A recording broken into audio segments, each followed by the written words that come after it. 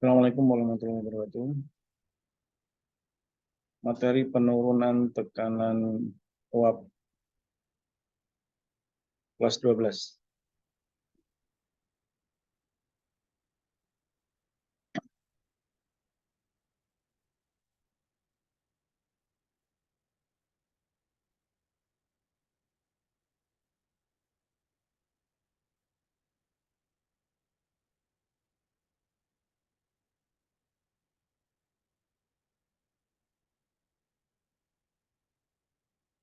Baik, indikator yang akan kita capai yang pertama adalah siswa dapat menjelaskan terjadinya penurunan tekanan uap larutan tertentu dibandingkan dengan larut murninya.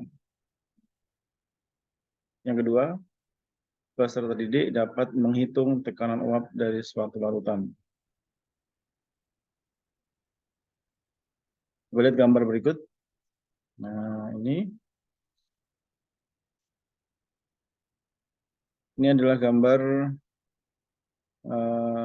kondisi pelarut murni dan suatu larutan. Yang A ini adalah pelarut murni, sedangkan yang B ini adalah larutan tertentu ya. Bedanya di mana dari kedua gambar ini? Kalau kita amati, untuk yang pelarut murni ini semuanya sama ya. Ini molekulnya molekul pelarut semua. Sedangkan yang larutan ini ada dua macam. Yang lebih terang ini adalah molekul pelarut, sedangkan yang lebih gelap warnanya ini adalah molekul zat terlarut nih. Jadi ada dua macam di situ. Coba kita lihat bedanya di uap yang ada di atas larutan. Untuk yang pelarut murni, ini ya, ini uapnya. Yang larutan, ini uapnya. Kita bandingkan, mana yang lebih banyak jumlahnya coba. Untuk yang pelarut murni, ternyata jumlah uapnya lebih banyak dibandingkan dengan bentuk larutan ya.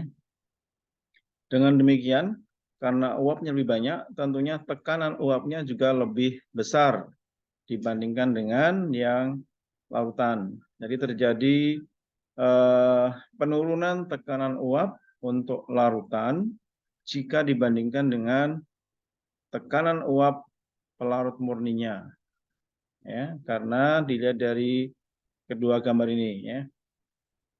Nah, ini keterangannya ya. P lebih kecil dari P0, di mana P itu adalah tekanan uap larutan dan P0-nya adalah tekanan uap pelarut murni. Kita bisa melihat lagi dengan menggunakan diagram PT seperti berikut. Ini diagram PT-nya.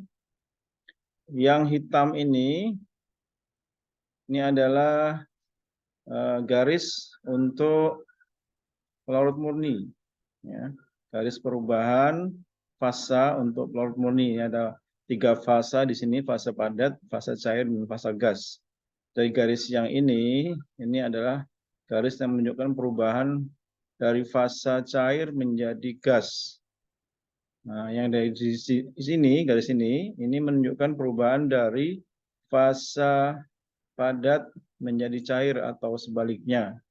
Yang di sini, garis ini ya, ini menunjukkan perubahan dari padat menjadi gas atau sebaliknya ya. Kalau kita lihat pada suhu 100 derajat Celcius, ini pada tekanan 1 atm, nah ini ya, ini adalah terjadinya titik didih untuk air murni, ya, untuk air, titik didih untuk air.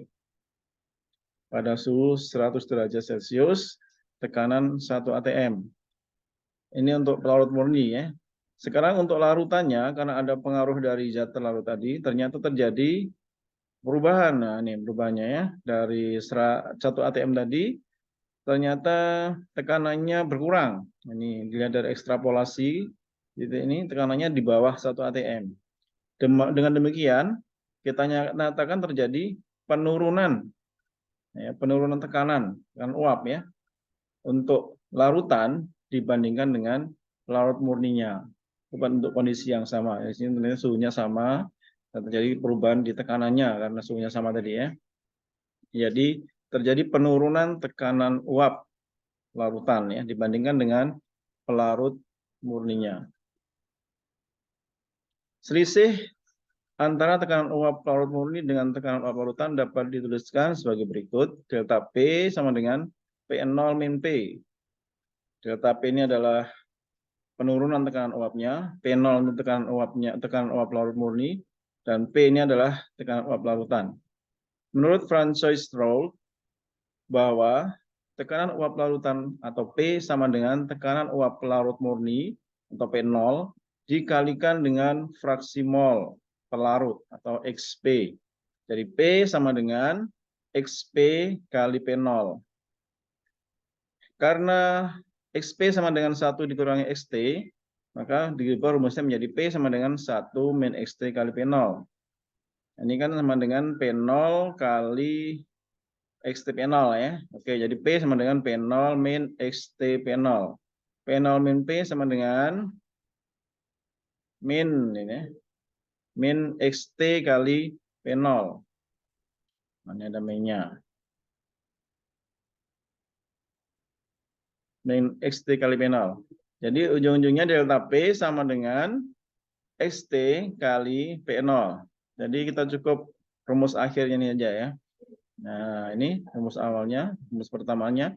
Delta P sama dengan P0 min P ya. Ini rumus untuk mencari P-nya, P sama dengan XP kali P0. Rumus untuk mencari delta P-nya sama dengan XT kali P0. Dengan keterangan delta P sama dengan penurunan tekanan uap. P0 adalah tekanan uap larut murni, P adalah tekanan uap larutan, XP adalah fraksi mol pelarut, XT adalah fraksi mol zat terlarut. Ya, kita lanjut. Lanjut ke contoh soal. Contoh soalnya, jika tekanan uap jenuh air pada 29 derajat Celcius adalah 27 mm Hg, tentukan tekanan uap jenuh larutan 30 gram urea, di mana MR-nya sama dengan 60, dalam 81 gram air pada suhu tersebut. Dari soal ini diketahui P0 P0-nya adalah 27 mm Hg. Dari mana? Dari sini, nah, P0. Tekanan uap jenuh air pada suhu 29 derajat Celcius. Ini adalah P0 ya. Kemudian massa urea, ini 30 gram massa urea. MR-nya adalah 60. Dari mana 60? CO NH2 dalam kurung 2 kali ya. C12, kemudian O16, N14 ya. Ya, totalnya adalah 60. Kemudian massa airnya 81 gram nih, 81 gram. MR airnya H2O hanya 1 kali 2, O16. Jadi 18. Oke. Setelah diketahui ini berarti kita harus mencari mol masing-masing ya, mol zat terlarut sama mol larut. Oke, lanjut. NT mol zat terlarut tadi adalah apa tadi zat terlarutnya urea ya, urea 30/60 sama dengan 0,5. 30 ini adalah massa urea, 60 adalah MR urea ya. Ini 0,5 mol. NP atau mol pelarut air ya. Ini 81 gram air. Ya, 81 per MR-nya 18 sama dengan 4,5 mol. Berikutnya kita masukkan ke dalam rumusnya. P sama dengan XP kali P0. XP sendiri sama dengan NP per NT plus NP kali P0 ya. Oke. Lanjutnya kita masukkan harganya tadi.